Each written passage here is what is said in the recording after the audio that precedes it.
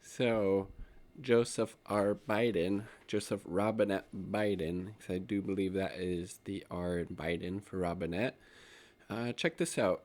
Biden issues dozens of oil drilling permits in first few days. What happened to listening to the scientists, Joe? Here you are on January 15th, not more than 2 weeks ago. Science will always be at the forefront of my admin, and these world renowned scientists will ensure everything we do is grounded in science, facts, and truth. That seems a bit at odds with granting dozens of new oil permits in the first few days. I mean, Jesus Christ, again.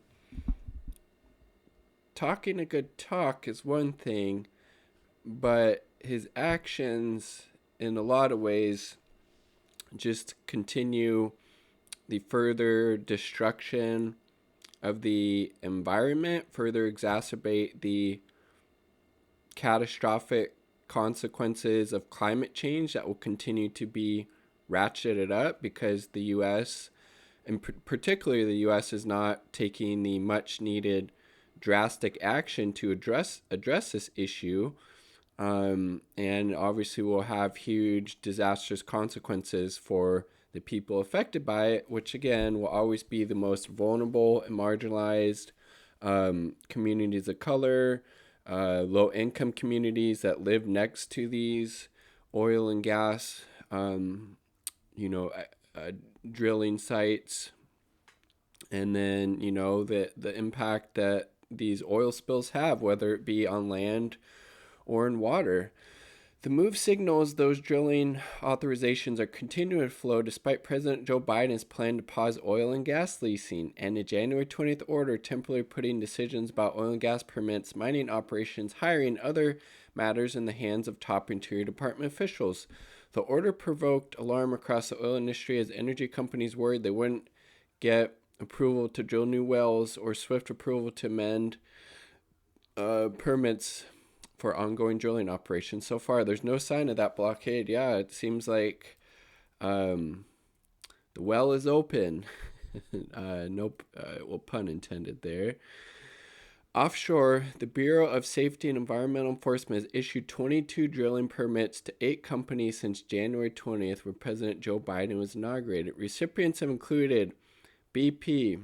No, don't go to that. No. BP of the great, or is it Deepwater Horizon spill? That was BP, right? Arena Offshore, Shell, BHP Bilton subsidiary. The offshore approvals for wells in the Gulf of Mexico have been issued on a steady basis since Biden's inauguration, including this week. Onshore, the Bureau of Land Management issued 9 permits for wells in Montana, New Mexico, and Wyoming on January 20th and January 21st, according to a review of a separate database by the watchdog group Accountable U.S. Jesus Christ. The Interior Department said in a statement that permits for valid existing leases are continuing to be reviewed and approved. So much for listening to the scientists there.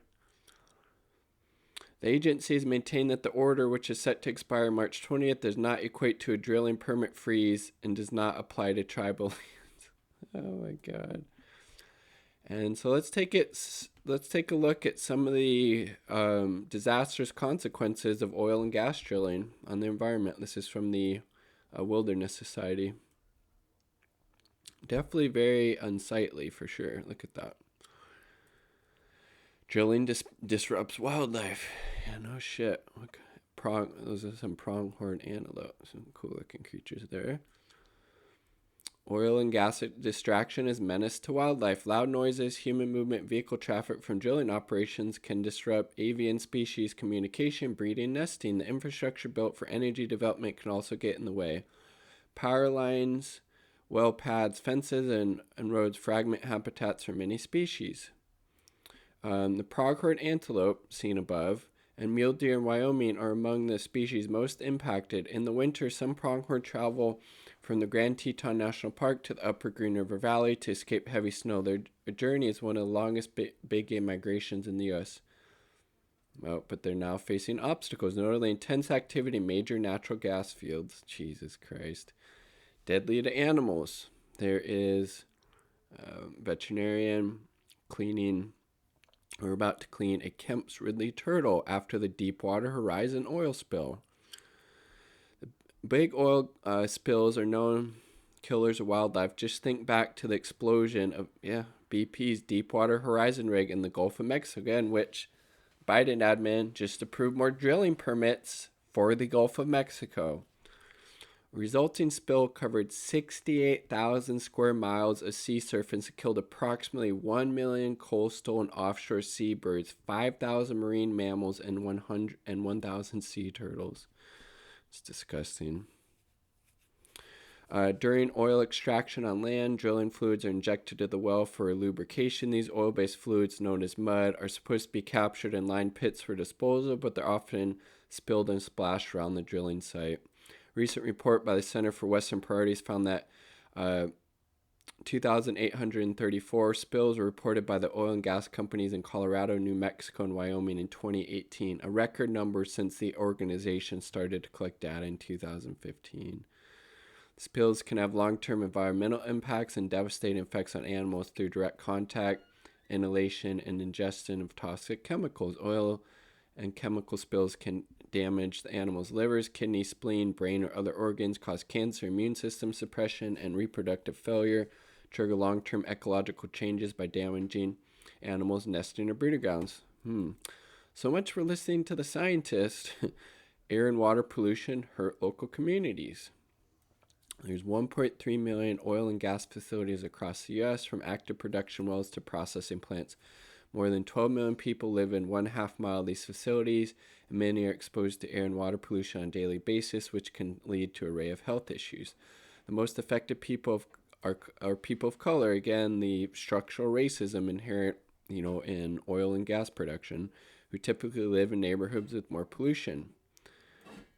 Oil and gas production are among the main culprits of air pollution, one of the world's biggest killers, according to the UN. When fossil fuels are burned by power plants, automobiles, and industrial facilities, they generate toxic gases. Breathing this air can trigger respiratory problems such as asthma, cardiovascular diseases, and development issues, and even cancer. Dangerous emissions contribute to climate change. No shit. Since the Industrial Revolution, humans have been burning more and more fossil fuels. The U.S. is one of the world's top emitters. Currently, 24% of all U.S. greenhouse gas emissions, including methane, can be traced to fossil fuel extracted from federal land, on federal lands, no less. The federal government should rethink its practice of leasing public lands to the fossil fuel industry. They should also regulate leaks and deliberate discharge of methane on our wild lands. Oil and gas development ruins pristine landscapes. Oil and gas development on BLM lands around Bakersfield, this picture. So, look. This definitely looks gross. Look at that.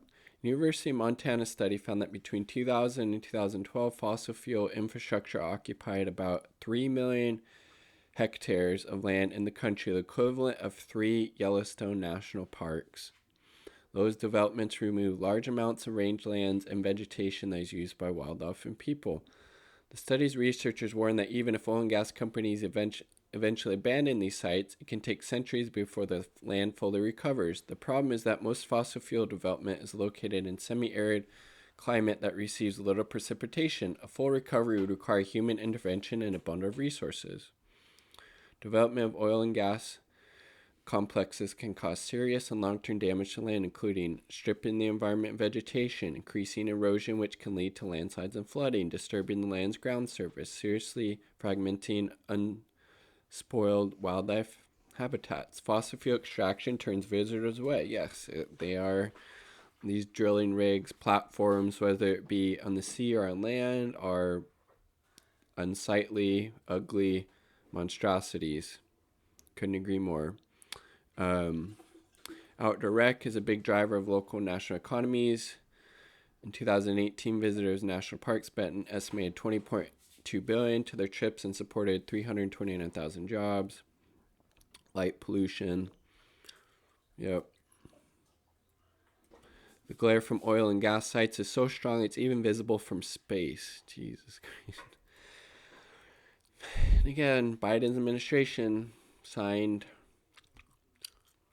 dozens of new oil and gas drilling permits to further exacerbate some of these problems that science and scientists are clear are a direct result of oil and gas drilling, whether it be, in the Gulf of Mexico or on land in, New Mexico, Wyoming, California, wherever it may be.